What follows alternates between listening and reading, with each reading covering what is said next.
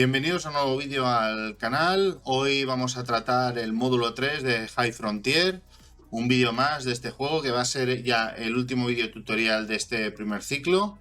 Veremos si tenemos en el futuro el módulo 4 para poderlo hacer. De momento aún no está anunciado en castellano, así que hoy nos ponemos con el módulo 3. Espero que os sea de utilidad el vídeo tutorial y recordad que aunque veáis el vídeo tutorial, es interesante que alguna de las personas que vayan a jugar la partida se haya leído el libro de normas, porque habrá cosas que me dejaré por el camino.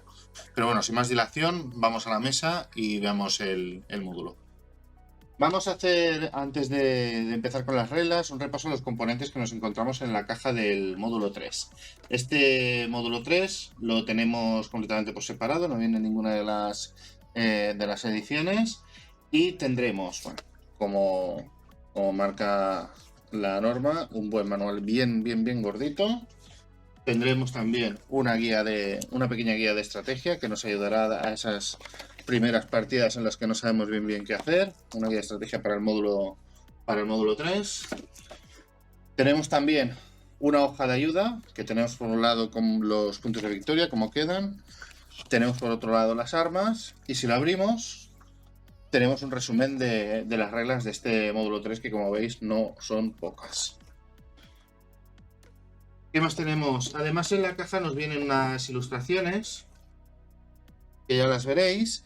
Tenemos la asamblea política nueva que va a sustituir a la antigua del módulo 0, que tiene además estas fichas que marcan la lealtad de cada una de las facciones durante la partida. Esto podrá cambiar durante la partida y darse la vuelta.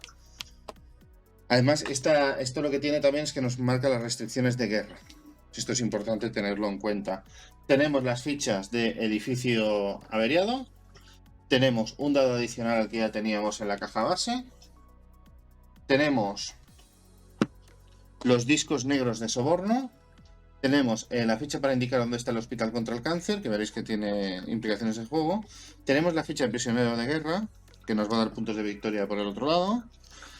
Tenemos esto es para sustituir Lutecia, y esto tiene un poquito de historia, porque en la versión americana lo que se ha hecho con el módulo 3 es reducir la hidratación de Lutecia por un descubrimiento de la NASA. Pero en la versión española eso ya lo tenemos incluido, no como en la americana, porque al salir más tarde se ha podido actualizar. Entonces, más que Oca, lo que ha hecho aquí es ponernos la versión antigua por si queremos incorporarla. ¿Por qué? Porque tiene más hidratación, y esto hace que las partidas puedan ser más simples, ¿vale? Más sencillas, pues vamos a tener un sitio M más asequible. Entonces, cuando se juega con jugadores noveles, pues a lo mejor puede salir a cuenta colocarla. Entonces nos lo han hecho, más que Oca nos lo ha hecho al revés, para que podamos jugar de las dos maneras. Y tenemos además este módulo que se añade al tablero de jugador, que tenemos la pila de desorbitables, figuras de desorbitables, todo esto uno para cada jugador, ¿de acuerdo? Para cada uno de los 6 jugadores posibles. Y tenemos aquí la habilidad especial de guerra de esta facción. Y estos serían los componentes del módulo 3. ¿Y cómo cambia el setup inicial de la partida? Bueno, aquí tenemos que tener en cuenta varias cosas. En primer lugar, cuando repartimos las facciones, hay que intentar que al menos una facción caiga de cada lado. Si no es así, hay que volver a repartir facciones para que sea de esa forma. Y si quedan equilibrados los dos bandos, que siempre serán honor, unidad y autoridad contra igualdad, individualismo y libertad, hay que repetir. Entonces, hay que intentar que quede equilibrado. Imaginaros que hemos repartido y han salido estas agencias, ¿de acuerdo? Tenemos por un lado la NASA y los rusos, y los japoneses y la Agencia Espacial Europea.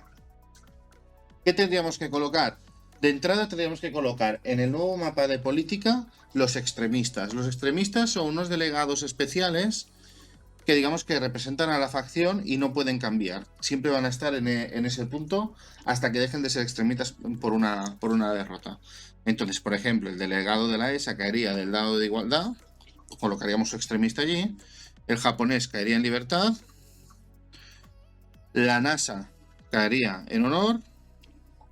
Y el ruso caería en autoridad. Por lo tanto, los dos bandos que tendríamos serían la Agencia Espacial Japonesa y la Europea por un lado, y la NASA y los rusos, curiosamente, en este juego van a ir de la mano cuando juguemos al módulo de conflicto.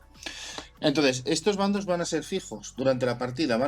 No vamos a poder colocarlos de otra manera. Siempre vamos a tener de aquí para aquí un bando y de aquí para arriba el otro bando. Además, repartiremos a cada jugador este módulo 3 para ampliar su hoja de jugador con la ficha de desorbitable.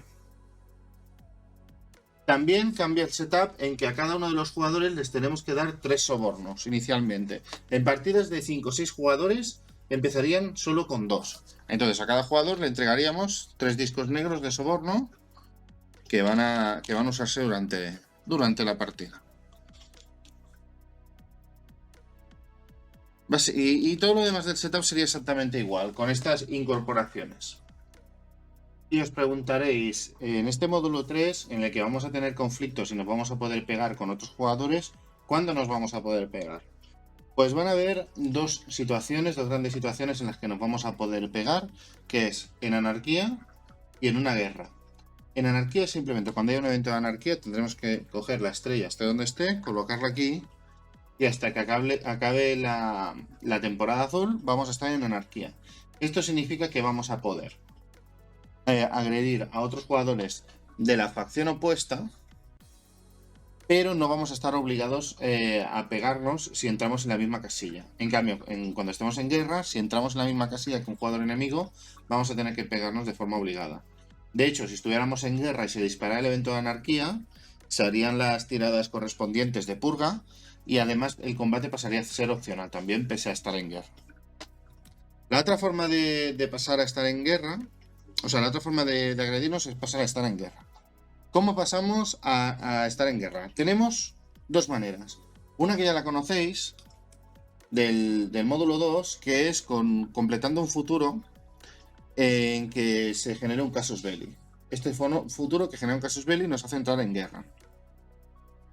Y también hay otra situación que nos hace entrar en guerra, que esta es nueva, que es la guerra por motivos económicos. ¿Qué va a pasar? Que cada vez que se industrialice y se mueva el marcador de explotación, se va a tener que realizar una tirada. A esa tirada le vamos a sumar los discos de veteranía que hayamos puesto en la asamblea política, y si esa tirada es superior al nuevo valor de industrialización de ese tipo espectral, vamos a entrar en guerra. Entonces, por ejemplo, imaginaros que llegamos por primera vez a Marte, hacemos carbonáceo y estamos en el segundo ciclo. Aquí ya hay un disco. No podemos entrar en guerra porque aunque sacáramos un 6 más 1, 7, no superaríamos al 8. Pero imaginaros que, bueno, ha avanzado un poquito más la partida, estamos en el segundo ciclo solar, esto ha bajado un poquito más, pues se han hecho alguna fábrica más, y el carbonáceo ha bajado a 5. Aquí ya tenemos un riesgo real. Entonces tiramos, en este caso sale un 1, 1 más 1 más 1, 3, con lo cual no estallaría la guerra, pero si sacáramos un 3, 3 más 2, 5, tampoco estallaría la guerra, ¿vale? Porque en caso de que iguale, no pasa nada. Si tuviéramos un 4... aquí sumaríamos 6 y por tanto sería mayor que el nuevo valor de industrialización de C. En este momento se entraría en guerra. Hay excepciones, o sea, no podemos entrar en guerra ni con casus belli, ni por un tema económico, por guerra económica, que es como os he explicado ahora. Si ya ha habido una guerra, que ha finalizado, ya no hay más guerras en el juego. Solamente va a haber una guerra en toda la partida. Si ha habido una guerra y estamos en tregua, lo que pasa es que la guerra se reanuda. Y seguimos con la guerra, porque una tregua no finaliza la guerra, como después veréis. Estas son las maneras de iniciar el conflicto en High Frontier en el módulo 3. Imaginemos que tenemos esta situación, hemos hecho una tirada y estalla la guerra. Como decía, pasa la estrella aquí. En este momento se divide el juego entre estos bandos y este bando. El bando leal, digamos, leal a la tierra, y el bando independentista, que es este bando de aquí, que veremos que funciona un poco diferentes. No podemos, es lo que decía antes, no podemos elegir la facción. Viene dada por el color de nuestra carta de facción. En el momento que nos toca una carta de un color, vamos a estar en el bando independentista o el leal, de principio entre comillas, hasta el final de partida. En realidad no, porque cuando acaba la guerra se va a decidir por un bando u otro. Entonces, lo primero que tenemos que hacer es una tirada de purga. Por ejemplo, si sacáramos un 5, ya me vale, sería una purga aquí. Los extremistas son inmunes a las purgas y entonces en esa posición, en la posición que ha salido según el dado, veis que aquí está el dado, aquí lo marca, tendríamos que eliminar un delegado de cada una de las facciones. En este caso sería un delegado verde y un delegado rojo, desaparecerían de la asamblea. Y en este momento ya estarían en guerra. Estaría el amarillo y el verde en el lado independentista y el blanco y el rojo en el bando leal a la tierra. ¿Cuándo acabará la guerra? Durante el transcurso de la guerra, cuando los bandos vayan recibiendo ataques, irán dándole la vuelta a estas fichas. Esto podrá cambiar varias veces. Y llegará un punto cuando hagamos un ataque al amarillo, por ejemplo, y ya los que no tienen extremistas estén girados, bueno, en este caso el blanco, lo que pasará es que el extremista pasará a ser un delegado normal y esto lo giraremos. El extremista ya no lo va a recuperar en toda la partida. ¿De acuerdo? Aunque después recuperen el extremista ya se ha perdido para siempre. Entonces, en el momento que todo esté girado hacia un bando, se acabará la guerra, que no la partida, y se resolverá como marque, ¿no? No es lo mismo acabar con una victoria de los independentistas que con una victoria de los realistas. Pero cuando lleguemos a este momento, la guerra habrá acabado, seleccionaremos con la estrella la ley activa de nuevo, porque el tablero política volverá a estar activo, en este caso sería esta, que es la que más tiene, y seguiríamos la partida. Ojo, esto en caso de victoria de los independentistas, porque en caso de la victoria de los lealistas lo que se consigue es el imperio y la asamblea directamente desaparece, porque pasamos a estar en una especie de dictadura galáctica y la opinión de las empresas y de las facciones espaciales pasa a no tener ninguna relevancia. El combate. ¿Cómo se inicia una situación de combate? En primer lugar, tenemos que estar en situación de guerra o de anarquía para poder iniciar un combate. Vamos a imaginar que llevo el jugador blanco es enemigo del jugador amarillo y hago una operación de movimiento. En el momento que yo encuentro un enemigo estoy obligado a pararme, tanto en anarquía como en guerra. Lo que no estoy obligado es en anarquía a iniciar combate. En guerra, si esto acaba así, tengo que iniciar un combate sí o sí. Por lo tanto, todas las pilas de cartas del jugador blanco se enfrentarán a todas las pilas de cartas de este espacio que sean del enemigo. Os pongo un ejemplo para que lo entendáis. Imaginaros esta situación, una situación un poquito extraña. El jugador rojo es aliado del blanco y el jugador verde es aliado del amarillo. Si el jugador blanco se mueve aquí, es el jugador activo, el jugador blanco. Lo que va a pasar es que el jugador blanco va a poder atacar tanto al amarillo como al verde, pero el jugador rojo no va a poder ayudar al jugador blanco en este turno, puesto que no es jugador activo. El único atacante es el jugador activo. Y los objetivos, todos los enemigos que se encuentre en la casilla, incluidos los stacks de cartas. O sea, todas las pilas de carta pueden ser objetivos de un ataque. Y recordad que en guerra el ataque siempre es obligatorio. Tened en cuenta también que cuando se dé una situación que vayamos a iniciar combate, lo primero que vamos a tener que hacer es una tirada de avería en el caso de que alguna de las pilas tengan una avería. Si alguna de las pilas que van a participar en la batalla tienen una avería, tendremos que realizar esa tirada para ver si alguna de las cartas queda desmantelada en este momento. Y vamos a ver cómo va a funcionar el combate. Es un poquito complejo, como podéis ver en esta tabla, que vamos a tener que usar para conocer cómo van a disparar nuestras armas y qué tipo de armas son. Voy a explicar un poquito por encima algunos de estos ejemplos. Voy a dejar la bomba de Amat para que la podáis consultar en el manual, porque se afecta solamente a una facción. Y os voy a explicar el resto. El desorbitable lo voy a explicar de forma más extendida, pues más complicado, pero el resto os lo voy a explicar ahora de seguido, muy rápidamente. Primero os voy a explicar muy por encima cada arma, cómo funciona y cómo funciona la tabla, en primer lugar. La tabla, como veis, aquí tenéis unos iconos que os indica cada icono qué es lo que hace. O sea, cuando tengamos cuando esta arma impacte, qué es lo que va a hacer. En función de si tiene el lugar al que se ataca, tiene personas o no tiene personas. El efecto va a ser, sin personas y con personas. El efecto va a ser distinto. Si el objeto es espacial, va a tener también unas consecuencias específicas. El valor de disparo va a ser cómo vamos a calcular el valor que va a tener este disparo para después consultar estas tablas de aquí. Aquí vemos quién dispara primero en función del arma que elige. el jugador atacante para atacar por dar el primer disparo, se va a determinar cuál es el primero en disparar. Y después aquí vemos si el arma es a distancia o no. Básicamente, ahora veréis la diferencia entre estos dos a distancia, que es muy sencillo. Os explico muy rápidamente lo que es cada cosa. Cañón de rayos. Cañón de rayos básicamente es que tengamos en la nave un robonauta con cañón de rayos. Entonces, esto, si lo tenemos en la nave con su cadena de módulos correctamente implementada, pues tenemos un cañón de rayos. ¿Cómo funciona? Pues mirad, en primer lugar, sí, es a distancia, siempre que no apuntemos a un lugar atmosférico y no sea adyacente porque hay un camino de rover, ¿vale? Todas las demás adyacencias sí que son válidas de cara a disparar estas tres armas. En este caso dispararía primero el atacante con el cañón de rayos y tendríamos que tirar 2 dados de 6 y restar el ISRU. 3 dados de 6 menos ISRU si proyecta plaga gris. Plaga gris es una habilidad de una de las facciones. Así que, por ejemplo, cañón de rayos, imaginaos que disparamos esto, tiraríamos 2 dados, hemos sacado un 6, le restaríamos 2 de la plataforma ISRU, por lo tanto, contra más baja sea, mejor, y sería un 4. Con lo cual tendríamos que ir a esta tabla y sería uno de los resultados de abajo. Muy rápidamente os explico lo que es cada resultado. Cuando sale el bichito es que se coloca una avería en la pila enemiga. Cuando nos salga la granada es colateral, se hace una tirada de avería, ¿vale? Se hace una tirada de avería y si coincide la tirada de avería con alguno de los componentes de la nave, pues queda desmantelado. Si nos sale este icono de aquí, destrucción de factoría, desmantela el cubo y con genocidio cúpula, ¿vale? En este caso, genocidio es cuando desmantelamos humanos. Esto en principio es malo, ¿vale? Nos va a tener consecuencias negativas. Después tenemos el daño de factoría, que se colocaría esta ficheta en la factoría y tendría algunas consecuencias para ella.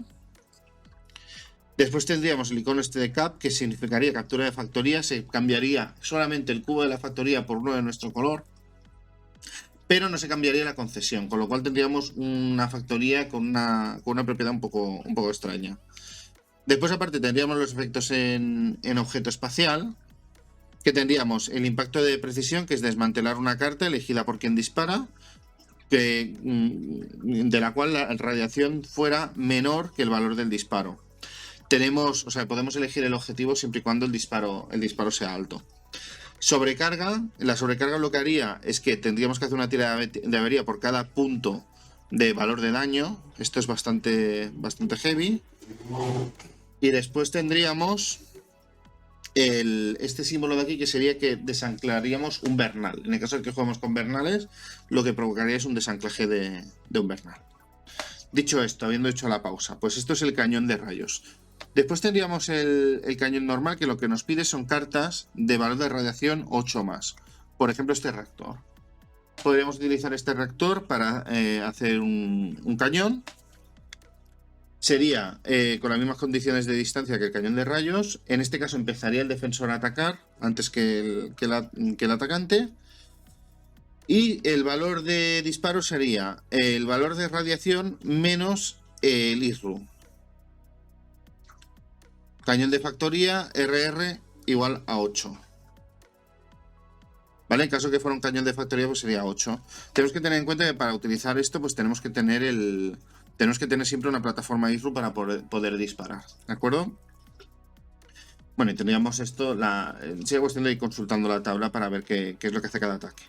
El espejo de combate. El espejo de combate nos serviría cualquier tipo de plataforma ISRU, os pongo esta de ejemplo, pero tendríamos que tener satélite de energía. Si tenemos el satélite de energía, podemos hacer espejo de combate. Entonces, comenzaría el defensor, y en este caso tendríamos otros 2 dados de 6 y restaríamos el ISRU. Pasaría como con la otra tirada, con consecuencias similares, por no decir las mismas. Vale, después pasaríamos a otro capítulo que sería el rover, que sería tener una plataforma ISRU con el rover. Y en este caso sí que tendríamos ataque a distancia, pero solamente con la adyacencia de caminos de rover. Si tenemos, por ejemplo, el rover en Marte, pues podemos atacar a distancia a las otras 2 zonas adyacentes de Marte. El ataque serían 2 dados de 6 menos el ISRU, y aquí sí que sería un poquito diferente, porque aquí vendría que podríamos hacer capturas y tal, solamente con el con el rover. Después tendríamos el kamikaze, que simplemente requeriría un propulsor. En este caso crearíamos una pila temporal que pondríamos aparte. No la pondríamos en ninguna de las pilas que ya tenemos. Y esa pila se quedaría desmantelada a final de turno. Entonces, básicamente el kamikaze es montar una pila de cohete no tripulado. Puede ser tripulado, pero solamente lo puede hacer el jugador rojo para que sea tripulado. Y lo lanzaríamos contra un objetivo. Entonces, al llegar al objetivo, haríamos el cálculo del daño, que sería el empuje base menos un dado de 6. Quedaría desmantelada la pila de cohete y aplicaríamos estos daños. Y el desorbitable lo explicaremos a continuación. Pero antes de ver los desorbitables, voy a haceros un ejemplo de combate para que os quede un poquito más claro cómo funciona. Un ejemplo sencillo, pero ya veis que siguiendo esta tabla no es complicado, aunque tiene su complejidad, no es un tiradado simple. Vale, imaginaos que el jugador amarillo tiene esta pila aquí y esta pila es la del jugador blanco. Llega el jugador amarillo aquí y se produce un combate porque estamos en guerra. En este caso el jugador activo es el amarillo, por lo tanto es el jugador atacante. Así que el jugador atacante decidirá primero con qué armas va a usar. Puede usar todas las armas que quiera, pero en este caso la única arma que tiene es este robonauta de ISRU 1 y que es un cañón de rayos. Incluso podría haber disparado a distancia, pero lo que ha pasado es que se han encontrado aquí en el camino. Entonces, cuando digo a distancia significa que se podía haber parado, por ejemplo aquí, y como estaría adyacente podría haber hecho el disparo. Pero bueno, vamos a imaginar que están contiguos. Como es el cañón de rayos, el que utiliza el atacante, el que ataca primero es el atacante. Fijaros que pese a tener la misma arma, lo que determina quién es primero o segundo es el arma del atacante. Nos da igual el arma que tenga el otro. Entonces, el jugador solamente puede atacar con el cañón de rayos, con lo cual hace la tira de cañón de rayos, que son 2 dados menos el ISRU. Ha sacado un 10, es una tirada muy buena. Le restaríamos el 1 y por lo tanto sería un 9. Con un 9 más, sin personal, en este caso no sería aquí, porque estos son lugares.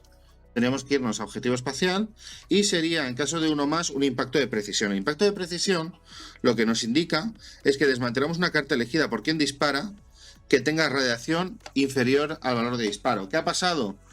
Que como hemos sacado un 9, que es una tirada muy alta, toda la radiación del enemigo es menor, con lo cual puede elegir la carta que quiera.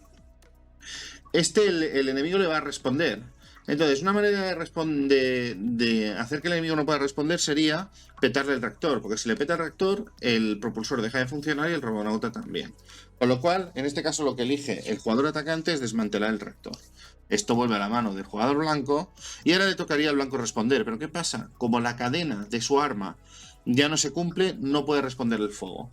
Y aquí acabaría el ataque del jugador amarillo. Como se ha producido un ataque, el jugador amarillo decidiría girar una de las fichas de lealtad de política. Primero tendría que girar las que no tienen ningún una de las que no tiene ningún extremista, y en el caso de que ya no quede ninguna tendría que girar el extremista del jugador que ha sufrido el ataque. Creo que es interesante que os ponga un ejemplo también de ataque a una localización en un lugar. Entonces, en este caso, el jugador amarillo seguiría fastidiando al jugador blanco, se movería hasta aquí, acabaría movimiento y estaría adyacente a esta posición. Recordad que los peligros no paran adyacencia. Así que estaría adyacente a este lugar y decidiría realizar un ataque. ¿Cómo sería este ataque? Pues tendríamos que atacar con el cañón de rayos, que es el arma que tiene. Es a distancia, no es un lugar atmosférico, con lo cual no hay problema. Y como es el atacante es el que dispara primero. Tiraríamos 2 dados menos el ISRU. Repetiríamos la tirada de antes. Un 5 y un 3 sería un 8. Menos 1 sería un 7. Por lo tanto, en este caso no hay cúpula. Y imaginemos que en la pila no hay humanos. Con lo cual iríamos a esta columna sin personal. Y sería un 7, con lo cual sería 6 o más, sería este, con lo cual tendríamos que se haría un daño a factoría, colocaríamos esto, la factoría pasa a estar dañada, colocaríamos en la pila de factoría, si hubiera cartas, una avería, En este caso vamos a imaginar que no hay cartas y por lo tanto no hay avería. Y sería un daño colateral. Si hubiera una pila de cartas, se tiraría un dado y las cartas que tuvieran un resrat coincidentes con este número quedarían eliminadas de la pila. Pero bueno, hemos conseguido hacer un daño a factoría que es bastante interesante. Yo he entrado en detalle antes de lo que hacía cada uno de los iconos, pero sí que es verdad que el de daño a factoría, ponemos la ficha de daño, pero no sabemos exactamente qué es lo que hace. Así que os voy a explicar muy rápidamente, muy resumido, qué es lo que provoca que la factoría pase a estar dañada. Esto lo que va a hacer, básicamente, es que no va a poder hacer asistencias de aterrizaje y de despegue, no va a poder facilitar operaciones de reabastecimiento, el que te daban 7 aguas o te daba un isótopo amarillo, no lo va a poder hacer. Va a poder hacer producción ET, de esto no hay ningún problema, vamos a poder producir cartas por la cara negra en esa factoría. Y tampoco no va a poder actuar, en el caso de que hubiera un Bernal, no va a poder actuar como lado sucio del Bernal, perdería todo esto. Entonces, tendríamos que, para reparar esto, tendríamos que hacer una operación de industrialización, decomisando solamente un robonauta. Entonces, con la decomisación de un robonauta, podríamos quitar esta ficha y recuperaríamos la fábrica en pleno rendimiento. Cuando ganamos un ataque pasan varias cosas. Una de ellas es el boteo de la ficha de propaganda enemigo, pero eso lo veremos en un turno, lo veremos posteriormente en cómo se resuelve la guerra. Pero bueno, que sepáis, en el momento que se resuelve un ataque, vamos a girar una ficha de propaganda y vamos a avanzar en la guerra. Pero además pasan varias cosas. Primero, héroe de guerra. Si ganamos un ataque, somos exitosos en un ataque, imaginaos que el jugador rojo gana el ataque al jugador amarillo. Lo primero que va a suceder es que si tiene alguna ficha de gloria, se la vamos a robar, va a pasar al jugador rojo. Una ficha de gloria que tenga en el tablero de jugador. Además, si hemos atacado y nuestra pila tenía humanos y la del defensor también, vamos a poder hacer un prisionero de guerra, que sería colocar esta ficha de prisionero de guerra y colocarlo encima de nuestra pila. Esta ficha la podemos ir moviendo, colocarla donde queramos, llevarla y nos van a reparar averías, ¿vale? Aunque no sea nuestro, es un prisionero, pero le vamos a obligar a reparar averías. No va a poder hacer absolutamente nada más, ni usar la habilidad especial de minero, ni nada. Si este minero somos capaces de llevarlo hasta nuestro banco, a Leo o el banco que tengamos en el Bernal en ese momento, a esta ficha le vamos a poder dar la vuelta y van a ser 2 puntos de victoria al final de la partida. Y ahora sí vamos a ver los desorbitables, que tienen un punto de complejidad y es lo que motiva para que usemos esta ampliación, aparte del arma específica de facción. Tenemos toda esta parte que básicamente es la figura de desorbitable, que es la que vamos a ir moviendo por el mapa, y la pila que hay en el desorbitable. Lo primero que tenemos que mirar es qué es un desorbitable exactamente. Un desorbitable básicamente es un trozo grande de asteroide, luna y tal, de cometa, que vamos a arrancar de ese cometa, de ese asteroide, y vamos a lanzar contra un sitio para reventar algo. Ese es el concepto básico de un desorbitable. Entonces, ¿qué pasa? No podemos construir un desorbitable en cualquier lugar. Tenemos que ir a lugares específicos. Y en cada lugar específico va a funcionar una forma diferente. Vamos a poner el ejemplo con las lunas menores nórdicas de Saturno. Si os fijáis, justo debajo hay unas letras azules que en el vídeo no podéis ver bien, pero que se pone desorbitables entre paréntesis. Esto os lo vais a ver en las lunas menores jovianas de Himalaya, en las lunas nórdicas de Saturno y Metone, en las lunas menores de Setebo, Sícorax y Próspero de Urano. Estas lunas de desorbitables, lo que van a hacer es que nuestro desorbitable se va a ir en este caso, aquí a Saturno, y en el siguiente turno se van a estrellar contra algún objetivo que esté en esa zona heliocéntrica. Y cada una de las lunas menores van a ir a esa zona heliocéntrica. Si es de Urano, pues aparecerá aquí y después se estrellará contra lo que será que estrellar. Ahora entraré en detalle, no os preocupéis porque no lo entendáis, pero quiero que entendáis que estos 3 lugares funcionan de esa manera. Porque después tenemos en la línea de congelación, que básicamente es una pila de desorbitable que se crea con agua de una nave espacial. que puede apuntar a mundos tiene que apuntar a mundos de hielo explosivo. Básicamente lo que vamos a hacer es congelar agua en el espacio, lanzarlo contra un mundo de hielo y eso va a generar una reacción química que va a hacer que explote todo. Entonces eso tiene que ser con una nave espacial que tenga tanques de agua encima y tiene que ser en las zonas de Ceres y Júpiter. Pero no en un lugar específico, tiene que ser en el espacio. Además tenemos que disponer de 5 tanques de agua para poder hacer este tipo de desorbitable. Finalmente tenemos los cometas sinódicos. En los cometas sinódicos también podemos generar esos desorbitables. Recuerdo que los cometas sinódicos son estos que tienen un color. Y en este caso funciona diferente porque nuestro desorbitable va a aparecer en el Sol, en la zona heliocéntrica del Sol, y se va a ir moviendo hacia afuera. Podemos decidir moverlo hacia una zona heliocéntrica más lejos o estrellarlo en la zona heliocéntrica en la que nos encontremos, con lo cual va a poder atacar a prácticamente cualquier objetivo del juego. Y estos son los lugares donde vamos a poder generar estos desorbitables. Una vez elegido el objetivo, vamos a crear nuestro desorbitable en una de estas lunas. ¿Qué es lo que tenemos que hacer para crearlo? Bueno, pues vamos a llevar un cohete con una carga que nos va a permitir hacer la operación para crear este desorbitable, que va a ser básicamente, aquí lo tenéis, turno 1, la operación de desorbistaje mueve el desorbitable al sobrevuelo planetario. Pero ¿qué tenemos que hacer? Básicamente llegamos a una de las lunas, por ejemplo esta, y cada una va a tener una condición diferente. Voy a explicar los casos que tenemos aquí. Básicamente serían 2 casos, o tiene 4 aguas o tiene 3 o menos. Si tiene 4 aguas, por ejemplo podemos pasar esta al desorbitable, que sería un cohete normal, puede ser de agua, puede ser de regolito, nos da igual porque hay agua suficiente y hay regolito de sobras. Entonces pasaríamos toda la cadena de ese propulsor y la colocaríamos en la pila del desorbitable.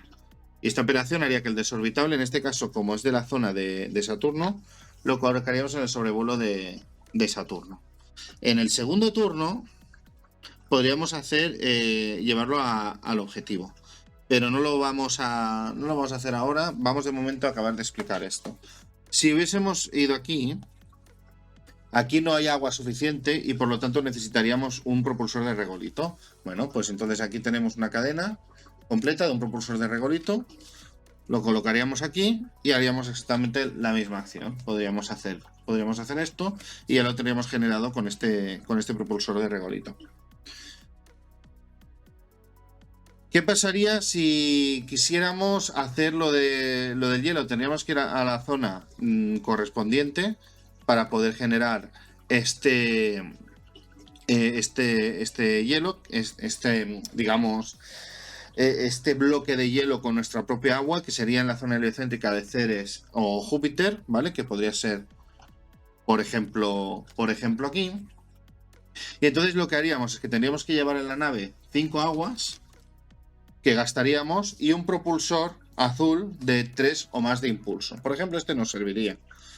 Haríamos esto, gastaríamos las 5 aguas y generaríamos esto generaríamos el desorbitable en Júpiter. Estas son las maneras que tenemos de generar los desorbitables. En el siguiente turno, en el turno 2, imaginemos que hemos hecho esto aquí, lo hemos hecho así, y esta vez va a pillar el jugador rojo. En el turno 2 lo que haríamos es que el desorbitable se mueve al lugar objetivo, o si es un desorbitable de cometa sinódico, podríamos alejarlo del Sol un paso. Entonces, en la zona heliocéntrica que esté, podemos atacar en esa zona heliocéntrica o pasar a la siguiente. Pasaríamos al siguiente sobrevuelo. Entonces, insisto, no va por las líneas el desorbitable, pasa directamente de un sobrevuelo del planeta al siguiente. Entonces, en el siguiente turno, en este caso, sí que tendríamos que estrellarlo ya, porque como es de una luna, como es de esta luna, tendríamos que estrellarlo ya. Entonces, lo que haríamos es estrellarlo, por ejemplo, contra esta factoría. Si el enemigo fuera capaz de llevar una nave hasta adyacente, podría incluso atacar al desorbitable e intentar desactivarlo. ¿Vale? Tened eso en cuenta. En el manual lo tenéis más detallado esto. Pero entonces, imaginaos que el desorbitable va a estrellarse. Pues sacaríamos nuestra tremenda amiga, nuestra tabla. La tengo aquí. Y miraríamos a ver cómo iría esto. Pues mira, tenemos aquí el desorbitable, no es a distancia, está adyacente, pero bueno, está adyacente, está estrellándose. El primero que ataca es el atacante y tendría un valor de disparo de 2 dados, pues tiraríamos 2 dados directamente. En este caso hemos sacado un 6, no es una tirada muy buena, y aquí tendríamos que determinar si tiene lugar personal o no. En este caso vamos a determinar que no hay pila de cartas siquiera, y por lo tanto es un lugar sin personal. Como hemos sacado un 6, es un 5 más, por lo tanto se produciría la destrucción de la factoría, con lo cual la factoría directamente dejaría de existir, y si hubiera una pila de cartas se pondría una ficha de avería, y además haríamos una tirada para ver si alguna se desmantela. Pero fijaros que ya simplemente con evidentemente el desorbitable también queda desmantelado, pero lo hemos reventado una fábrica. Y básicamente estos son los desorbitables explicados muy rápido. Volvamos a la asamblea de política para explicar qué es lo que va a pasar cuando se inicie una guerra. Podríamos tener la tentación de decir, bueno, se ha iniciado la guerra, pero nos ponemos más o menos de acuerdo todos los jugadores en que no nos pegamos y aquí no pasa nada. Pues en High Frontier, en este módulo 3, esto no es posible. ¿Por qué? Porque se van a disparar una serie de restricciones. Si os fijáis en el nuevo tablero, tenemos aquí una serie de cosas que pone War, que pone guerra, perdón, que pone guerra, que nos van a marcar restricciones que van a dispararse en cuanto estemos en guerra. ¿Qué restricciones son? Hago un recorrido muy rápido para que entendáis la gravedad, ¿vale? Restricciones a operación de mercado libre. Aquí no vais a poder vender a los precios que vendíais normalmente, sino que las caras blancas de las cartas, esas cartas con cara blanca las vais a vender por un agua, pero es que las cartas por cara negra que podáis vender no las vais a poder vender por 0 aguas, con lo cual a la práctica no las podéis vender. Queda prohibido examigrar. Eso significa que si perdemos algún colono, no podemos obtener colonos nuevos en función de nuestros vernales. Además, tenemos prohibido negociar con los enemigos. No podemos negociar con nuestros aliados, pero no con nuestros enemigos. Sin colonos enemigos. Esto es muy sencillo. Si veis los colonos, tenemos aquí arriba un icono de votación, que si recordáis, lo que hacían es que nos colocaban delegados en esa facción. Y en este caso, si por ejemplo el jugador rojo tuviera estas cartas, tendría que descartársela del jugador verde, puesto que es enemigo. Esta la perdería, y como no se pueden hacer exomigraciones, se quedaría con las cartas que le han tocado en la mano. No podría tener más colonos. Después estaría prohibido realizar operaciones de lanzamiento o de autosuficiencia. Área de exclusión en Leo significaría no se podría mover a Leo desde el espacio. Prohibido anclar vernales locales. Prohibido iniciar subastas de investigación. Prohibido realizar operaciones de promoción en las zonas de Venus, la Tierra o Marte, y queda prohibido, no se puede hacer FNEU, ¿vale? Las tiradas por 4 aguas de ahorrarnos la tirada que nos puede hacer perder el cohete si sacamos uno, tampoco podemos hacerla. Estas son las restricciones que entran en juego cuando se inicia la guerra.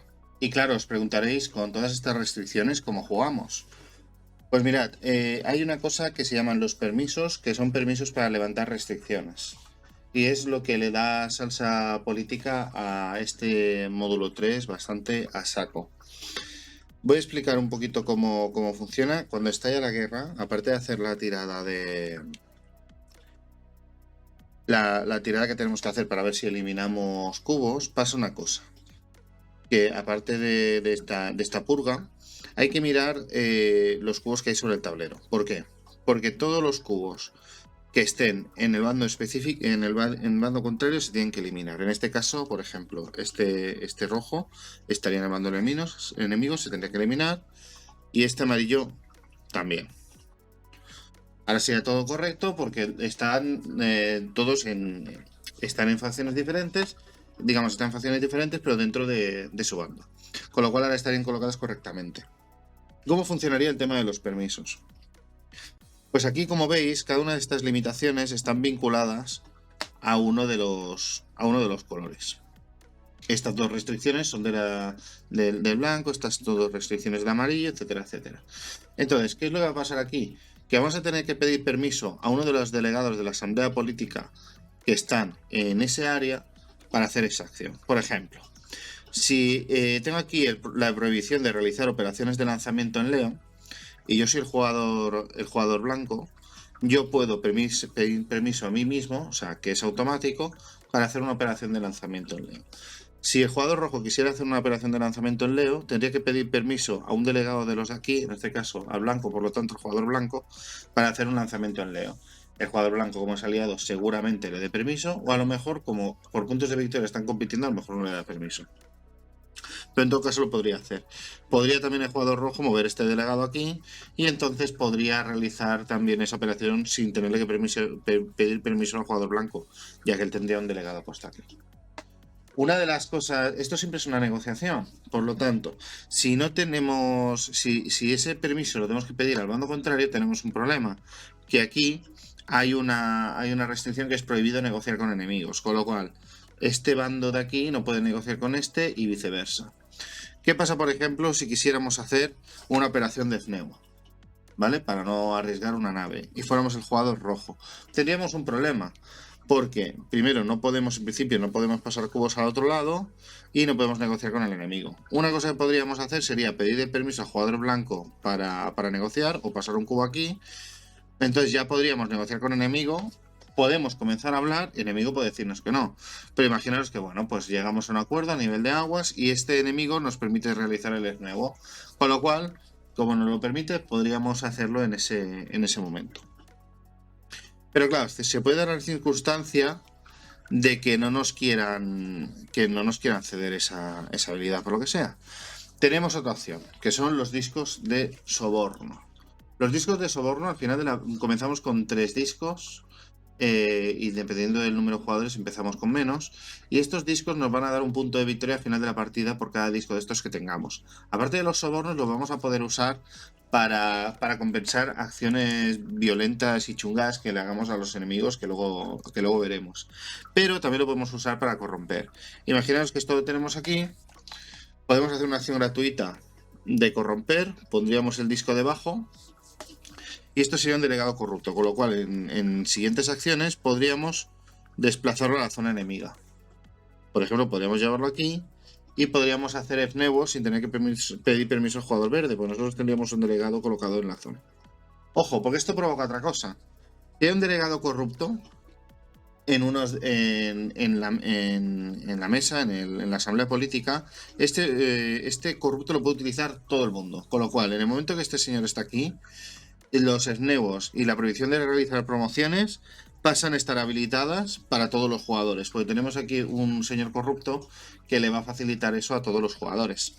Otra opción que tendríamos para corromper, si no queremos corromper un cubo nuestro, sería, imaginaos que somos el jugador rojo, corromper a este delegado del jugador verde. Pero en este caso, al ser un delegado de un jugador enemigo, tenemos que pagar 4 aguas al banco para poderlo hacer. Esto solamente lo podemos hacer los sobornos en tiempos de guerra. Y nunca lo podremos realizar contra un extremista. Los extremistas, mientras son extremistas, no se pueden sobornar. Son insobornables.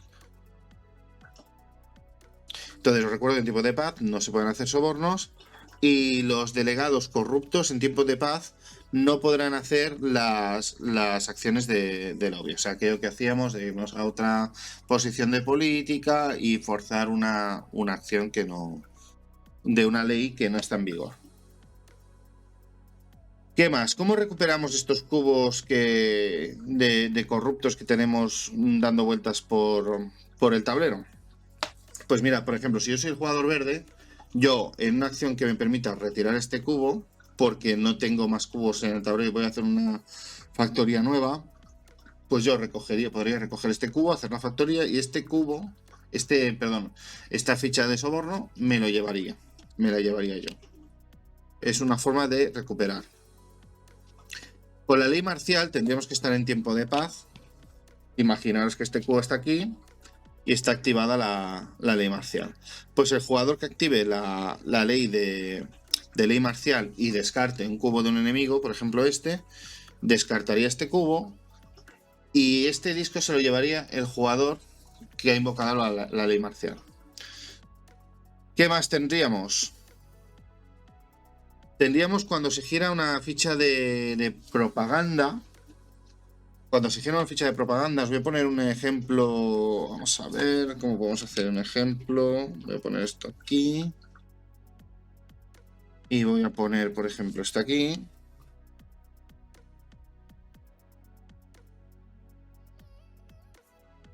Imaginaos que el jugador rojo ha logrado girar esto. Ahora veréis cómo funciona. En realidad, simplemente con recibir un ataque con aquellas condiciones que os expliqué antes.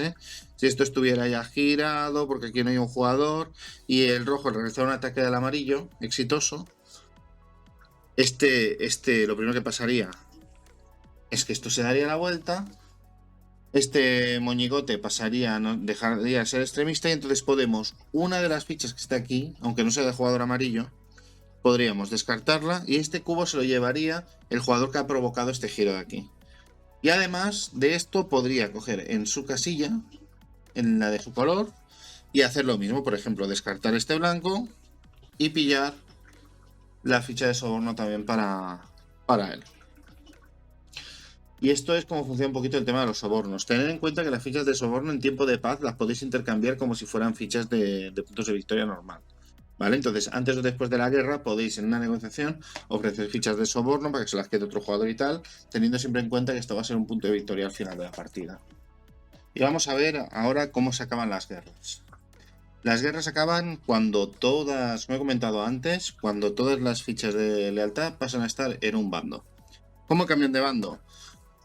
Pueden cambiar de bando por ganar un ataque, por la rendición de un extremista o por diplomacia, pero en diplomacia solamente va a pasar en tiempos de paz, por lo tanto lo voy a explicar al final. Por un ataque es fácil. Un ataque exitoso es aquel ataque en el que el atacante ha logrado hacer daño. El defensor nunca se considera exitoso aunque el atacante no haya hecho daño, y el defensor sí. El defensor en ningún caso se considera exitoso a nivel de girar fichas.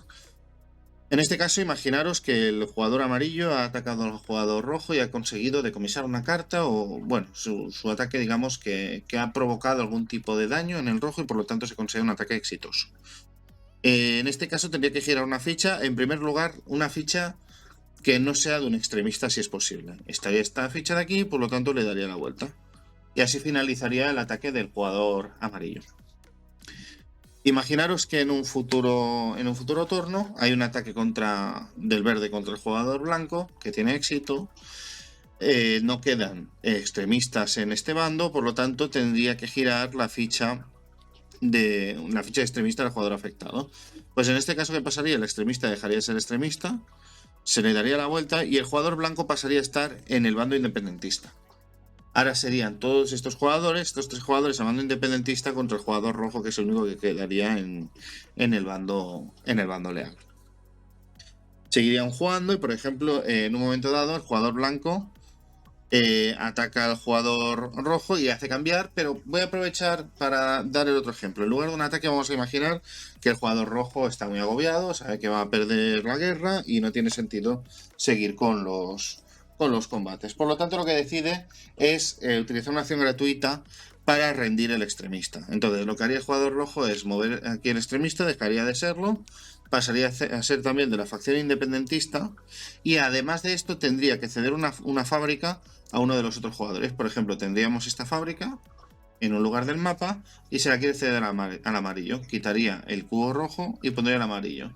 Esto es posible. Recordar que el Robert también hacía esto. Cambiaba el cubo de fábrica, pero no cambiaba el disco de abajo. Esto es una factoría. Esto se llama un Maverick. Y esto tendrían que hacerlo para rendirse el rojo. En este caso, como ya han cambiado todos, acabaría la guerra y solamente quedarían dos extremistas.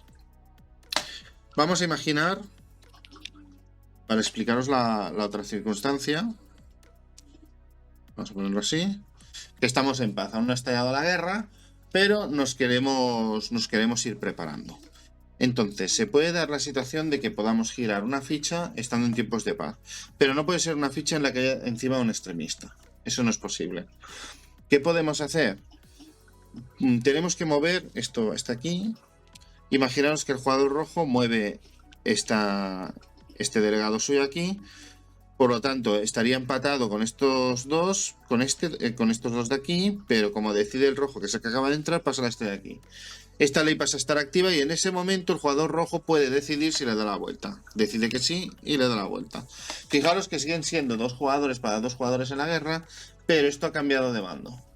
Y por lo tanto, digamos que entre comillas, el bando leal va a tener una vida más cuando estalle la guerra. Y estas son las formas de darle la vuelta a estas fichas y de acabar las guerras. Os quiero hablar ahora de las treguas, que es una forma de acabar la guerra temporalmente, aunque podría ser hasta el final de la partida, que es que un jugador fuerce una tregua. ¿Cómo lo puede hacer esto? Básicamente imaginaros que estamos en esta situación, el jugador está acorralado, pero no quiere rendirse. Quiere intentar una tregua para ver si aguanta hasta el final de la partida o a ver si se le ocurre otra cosa por el camino. Entonces, lo que tiene que hacer es gastar 4 discos de soborno, que los tiene que tener. Y esos 4 discos de soborno lo que tiene que hacer es entregárselo a los enemigos lo más equitativamente posible. Pero bueno, tiene un primer problema. Primero que tiene prohibido negociar con enemigos, con lo cual tendría que negociar con el jugador blanco que tiene cubos aquí, si puede hacer la negociación. Imaginaos que le dice, bueno, pues jugador blanco, mira, te voy a dar dos discos a ti y al resto le daré uno. ¿Me dejas negociar? Sí. En el momento que él le dice que sí, él ya puede hacer la entrega de estos 2 discos que le prometió el jugador blanco y de un disco a cada uno de los otros jugadores. Y en este momento se firmaría, bueno, pues esto estaría aquí, pasaría a ser una tregua y la guerra habría acabado, a menos temporalmente, en este momento. Pasaríamos a estar en paz, podríamos seguir con el tema de leyes sin ningún problema. ¿Qué pasa? Que si se vuelve a dar la circunstancia de guerra por tema económico, por tema de futuros, volveríamos a estar en guerra de nuevo. Recordad que además que por el tema económico llega un punto que los indicadores están tan bajos y que están los discos colocados en la asamblea, es muy fácil que vuelva a saltar otra guerra. Pero la tregua ofrece esta opción también. ¿Y qué consecuencias tiene la guerra cuando se acaba? High Frontier comenzaremos en paz, entraremos en algún momento en guerra, en el módulo 3, y habrá un momento en que se acabe la guerra. La guerra se puede acabar de varias maneras, os paso a explicar cómo puede ser. Imaginaos que el jugador amarillo aplasta por fin al jugador rojo, le hace un ataque, por lo tanto, esto pasa a estar así. Pasa a ser una victoria de la República. Sea victoria de los independentistas o sea victoria del imperio, de los lealistas, perdona, me estoy cruzando ahora con algunas cosas. El jugador que ha hecho el último ataque se verifica si tiene más puntos que nadie. Si en ese momento el jugador que ha hecho ese último ataque de victoria, tiene el extremista y hace y coincide que además de dar el golpe de gracia, tiene más puntos que el resto de jugadores, en ese momento se acaba la partida inmediatamente y pasa a ganar la partida. En cualquier otro caso, si él no es un jugador que tiene más puntos, seguiría la partida normalmente. Entonces, en el caso de seguir la partida, si ganan los independentistas, pasamos a tener una república. La república implica varias cosas. Primero, que no es posible que haya más guerras. Después se vuelve a la asamblea. La asamblea vuelve a funcionar normalmente. Y el privilegio de la luna pasa a no existir. No hay que pedirle permiso al primer jugador nunca más para hacer nada en la luna. En cambio, si los que ganaran fueran el bando imperial, el jugador rojo ha hecho el último ataque, el jugador rojo no es el que tiene más puntos de victoria, por lo tanto no acaba la partida. Cambia bastante el asunto. En primer lugar, no hay asamblea, no hay delegados, no hay leyes. Esto lo devolveríamos directamente todo a la caja y estos delegados volverían a las manos de esos jugadores. Los discos de corrupto que hubiera aquí se descartarían completamente, se volverían a la caja, no volverían a sus propietarios, ni mucho menos. El primer jugador sería el primer jugador hasta el final de la partida, puesto que ya no se colocarían discos aquí. No sería posible entrar otra vez en guerra y además entraríamos en la era de la piratería. Podríamos realizar ataques contra otros jugadores en cualquier momento, pagando a ese jugador un disco de soborno. Daríamos el disco de soborno para compensarle con un punto de victoria y le podríamos realizar un ataque en cualquier momento. Y estas son las consecuencias de la guerra. A continuación voy a explicar temas un poquito más sueltos, pero más a más para dar unas pinceladas del manual. Con todo y con eso, insisto, recomiendo que se haga una lectura del manual porque me he dejado cosas por el camino que son importantes, pero esta expansión es muy vasta. Voy a comentaros los de los Bernales locales ET. Esto aplica solamente a los jugadores independentistas, porque claro, pensad que los jugadores independentistas no pueden tener Bernales locales, por lo tanto tienen que tener Bernales locales en otro sitio. Y en este caso lo que tienen que hacer es como si su casa fuera otro sitio que no sea la Tierra. Son independentistas y por lo tanto se desentienden de la Tierra. Entonces los jugadores independentistas tienen que anclar un Bernal en un lugar que tenga hidratación 4, por ejemplo, Ceres, ¿vale? Tiene que tener una fábrica aquí, ancla el Bernal y ya tendría el Bernal local ET. Entonces, este Bernal local ET, ¿qué es lo que hace? Primero, nos va a dar uno de agua por turno, como el Bernal local que teníamos en la Tierra. Nos va a dar el privilegio que tenga el Bernal, el privilegio local que tenga el Bernal y el privilegio de facción. Nos va a permitir recibir el segundo Bernal aquí. Nos va a permitir tener que sea el spawn, digamos, de las cartas de colono y de las cartas de colono y de tripulación. Nos va a servir de localización para volver con prisioneros de guerra y para traer fichas de gloria. Y nos va a servir también para vender las cartas negras. ¿Qué pasa? Que aquí podemos vender las cartas negras siempre y cuando no tengamos en el lado sucio el mismo tipo espectral. Si tenemos el tipo espectral C, aquí no vamos a poder vender las cartas negras tipo C. No nos van a pagar con ellas porque aquí son habituales. Igual que si tuviéramos aquí otra fábrica, este es un S, tampoco podríamos vender ni S ni C. Tenemos que buscar qué hacer con esas cartas negras. Vamos a ver muy rápidamente el tema de vendetas. Vendetas básicamente son acciones navajeras que nos van a costar un disco de soborno que vamos a tener que entregar a la víctima. O sea, son acciones tan sucias que le compensamos al que lo recibe con un disco. Además es una penalización para nosotros porque se supone que, bueno, que está feo, ¿no? Entonces, ¿qué acciones son esas? Solamente se pueden hacer durante la guerra y durante la anarquía. Y nos van a costar, como comentaba, un disco de soborno. El primero que tenemos es el ataque por sorpresa. El ataque por sorpresa, ¿en qué consiste? Básicamente, imaginaros que el jugador blanco decide rendirse, pierde el extremista. Lo he puesto justo al revés. Perdonad un segundo. Vale, el jugador blanco decide rendirse. Y en el mismo turno que se rinde, sin darle tiempo al jugador rojo de reaccionar, realiza un ataque contra el jugador rojo. Esto se llama ataques por sorpresa y para poder hacer ese ataque tiene que pagarle un disco de soborno. Tiene que ser en el primer turno, ¿eh? Si lo hace en el siguiente turno se supone que, bueno, que ya ha cambiado de bando, se entiende que el jugador rojo ya ha podido jugar, sabiendo que el jugador blanco ha cambiado de bando y no hay problema. Pero si lo hace justo en el mismo turno, utiliza esa acción gratuita para rendirse y después hace el ataque contra el jugador rojo, se considera ataque por sorpresa y por lo tanto entrega un disco de soborno. Después tenemos el sabotaje. El sabotaje es cuando un jugador pasa por un cinturón de radiación o hace una tirada de peligro y tira el dado negro. Tira el dado negro y saca un 3 y dice, ¡buah, menos mal! Al final no tengo que... Al final no me peta la nave, ¿no? Pues a lo mejor dice el jugador rojo, pues mira, te voy a pagar esto, jugador verde, para que vuelvas a tirar. Ese cuenta como sabotaje y tiene que volver a tirar. Si he utilizado el fallo no es una opción, he pagado aguas, no se puede hacer. Pero en ese caso sí que puede forzar un reroll y qué mala suerte ha tenido, que ha sacado un 1 y le explota la nave en este caso.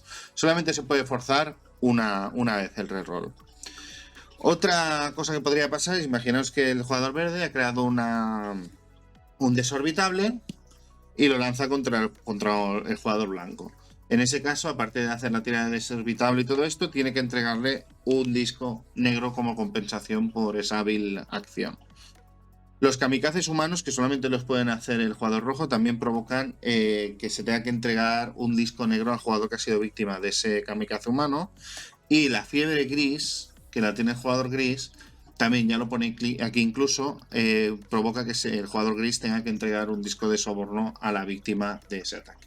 También vais a tener las armas de cada facción, cada color va a tener un arma especial, que son las que tenéis arriba, que son bastante autoexplicativas, tenéis la explicación abajo, pero tenéis que tener en cuenta que para activarlas tenemos que tener un Bernal local. Fijaros, si es el módulo 2, si no se juega con el módulo 2 no hace falta, pero si tenéis el módulo 2 tenéis que tener Bernal local para poder activar esa habilidad, esa arma especial.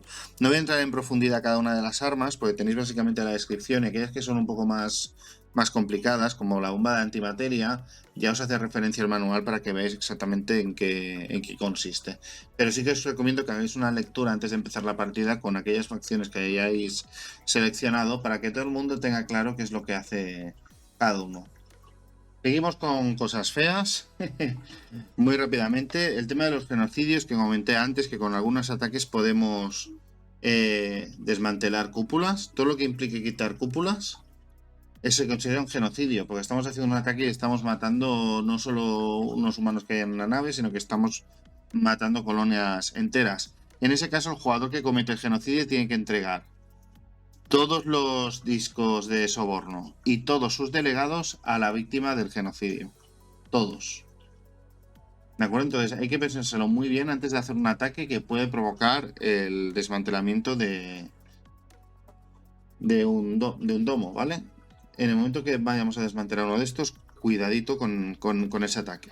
Después, otra cosa que tenéis que tener en cuenta es que cuando estemos en periodo de guerra, normalmente en anarquía podemos cometer delitos todos, pero cuando estemos en guerra, todos los jugadores van a poder cometer delitos contra los jugadores del bando contrario. Ojo, porque el jugador rojo puede cometer delitos contra todos, incluido contra sus aliados. Y unas últimas consideraciones antes de pasar a la puntuación. Primero, sobre economía. Hay un nuevo mecanismo que es la inflación, que básicamente lo que va a provocar es que el coste del EFNEGO de pagar las 4 aguas que pagábamos para no tener que hacer la tirada de peligro se va a duplicar cuando se produzcan una de estas 3 cosas. Cuando se produzca el primer isótopo por parte de cualquier jugador, el EFNEGO se va a duplicar. Si alguien construye el Bernal del lazo de microgravedad Lofstrom en L3, también se va a disparar el precio, se va a doblar. Y cuando se construya el Bernal del ascensor en Geo, cuando pasen cualquiera de estas 3 cosas, se va a doblar el precio. Solo se va a doblar una vez. Entonces lo vamos a tener por 4 y cuando se produzca la inflación con cualquiera de estos 3 eventos, va a pasar a ser 8. Además, perdonad, aparte de estos 3, también pueden duplicarse cuando se construya el primer Bernal local ET, que construyan los independentistas.